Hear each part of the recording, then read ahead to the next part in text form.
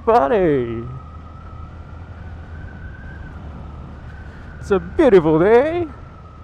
We are out and trying to do a video. A lunchtime rush. LTR. Lunchtime rush. Alright, how's it been, everyone? With Knife Easy today. We're starting this on the move today because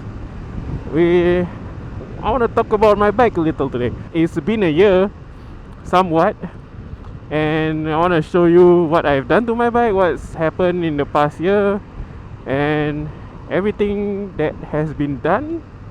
So this vlog will be just about my bike and personally just my bike. So I got this bike back in 2020, the June 2020 when I first, no, July 2020 when I first got my license.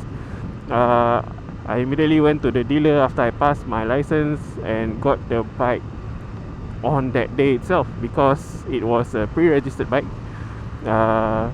Before the COE spiked up to 6,000 at that time. The first thing I did after passing my traffic police test is that I just went to the dealer. It's like, hey, do you have any? I want this bike, and then like they happen to have the one that is pre-registered because someone backed out of buying it. So I took that one and I got it on the same day as the day I passed my test. And I got it. I'll put up a photo of the bike where I first got it around here. Look at that hopeful eyes with the jacket and helmet and everything, and you'll see how this bike has changed over the years.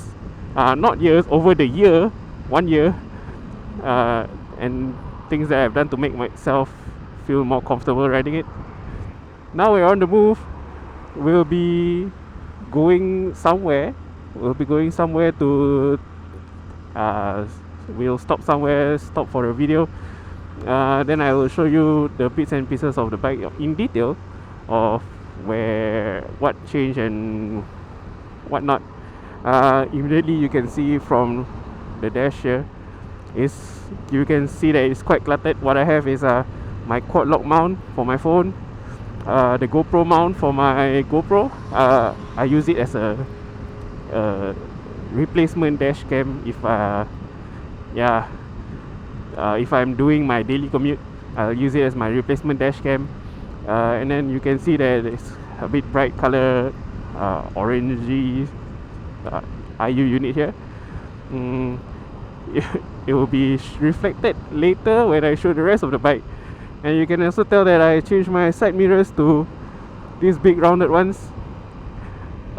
It's not so much of a styling issue, but I prefer these mirrors because I can see more, even though they vibrate very, very violently when I reach at high speeds. It gives me a wider point of view when I look into the rear view mirrors. That's a personal preference for me. And the quad lock phone mount, it works pretty well. This has the dampener underneath it, so it doesn't cause the phone to violently vibrate when I'm at high speeds as well. And it has been pretty secure, pretty solid ever since I've been using it. Pretty convenient to get my phone on and off the bike as well. So I highly recommend you to get one or something similar, like a rock form mount, or I remember vaguely that there's something similar that's not made from the US. I can't remember what brand was it, but they are selling those in the phone accessory shops as well. I just didn't want to have that huge grippy phone mounting on my dash being as cluttered as it is. So I wanted to reduce the clutter, keep everything to a minimal. Usually I would have removed the GoPro mount over here to reduce the clutter on my more free-spirited rides.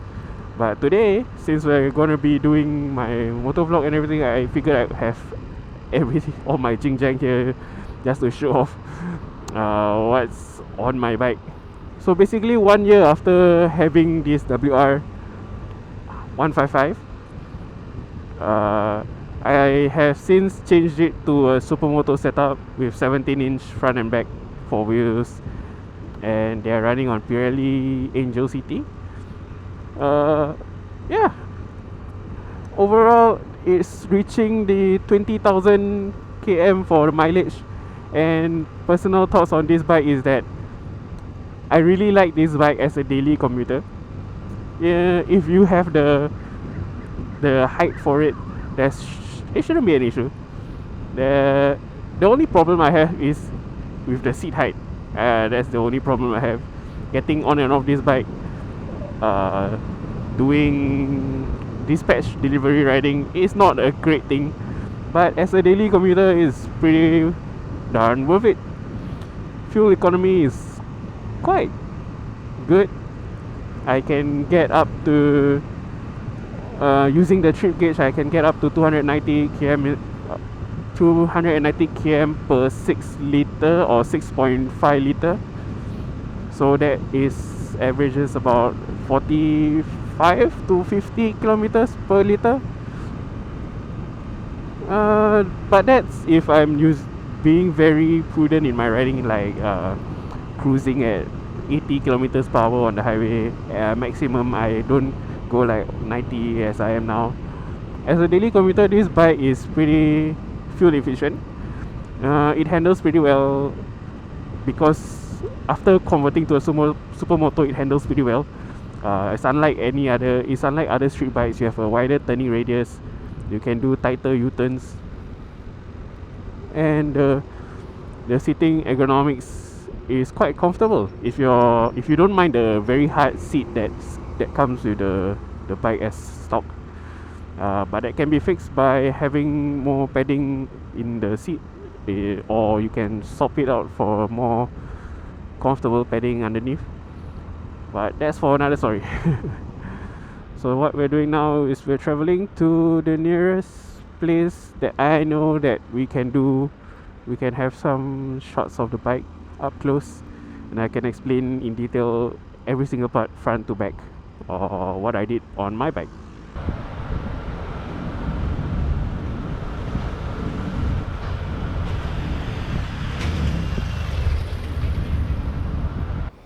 Okay, and we have come to a stop, and this is how my bike looks now.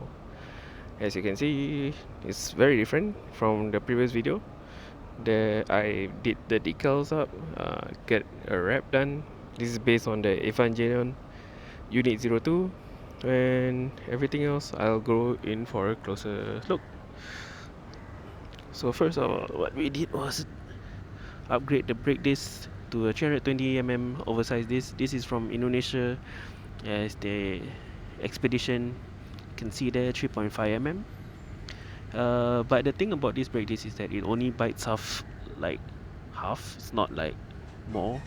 But that's because of the brake calipers. These are the same brake calipers, no upgrade there. The rims are wrapped. It's the same XL rims. No wait, it's not the same. This is XL rims that has been changed from the previous Indonesian rims. These are stronger and wider, if I'm not wrong. The front is 3.5. The width is 3.5, and for the rear it's 4.0. The tires are the same, Pirelli Angel CT. For the front it's 110 to 70 17-inch. Then we shall move on to the rear. The rear tires are 140 70 17 as well, Pirelli Angel CT. The rear rims are 4.0, if I'm not wrong.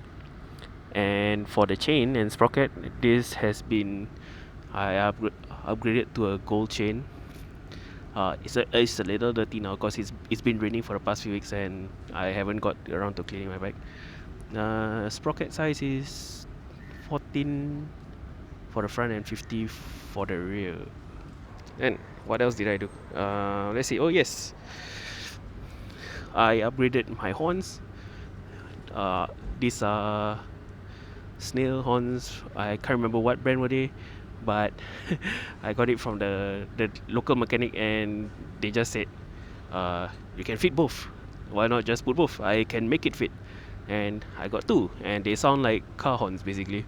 It's way louder than the stock horns that are on there before this. I upgraded because people really do not hear bike horns, and it annoys me that they just I mean, because they don't hear it, they don't move all the way for you. So that's my main reason. And here, levers, bendable levers, also from Indonesia, but these are kind of short and they can only fit three of my fingers. And but they are bendable, and I already broke my stock levers because I dropped my bike a few times. This handle grip is a generic one, I think, from one of the workshops. I'm too lazy to change to a really nice one, but these are pretty comfortable, and it does what it does. That's what it needs to do. And these bar ends are originally for the bar end mirrors that I wanted to put on there, but because they don't really function well and I can't see shit from those mirrors, I decided to just leave the bar ends and take off the mirrors. And the mirror that I'm using now is this round mirrors that I got from Shopee. They're very generic mirrors, but they sit here using the, if I'm not wrong, this is the normal threaded, normal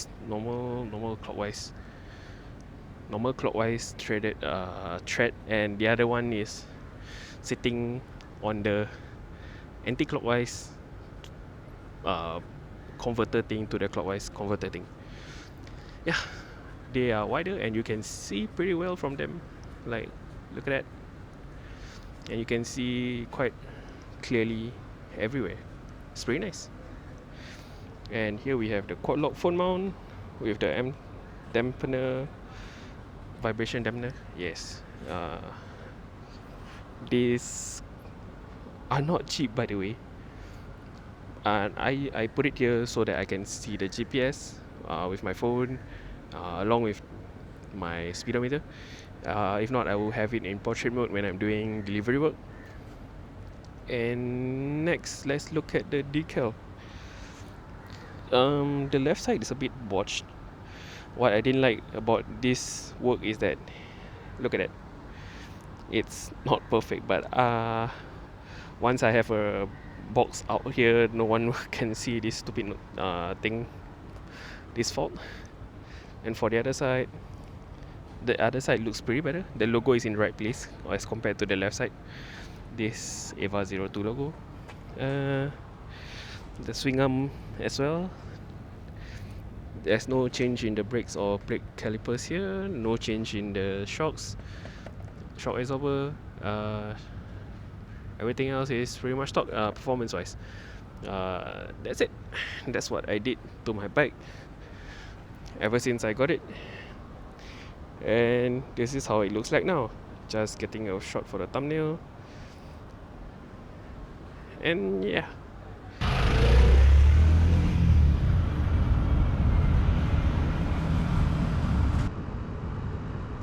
Okay, using a bit of movie magic, here we are again on the road.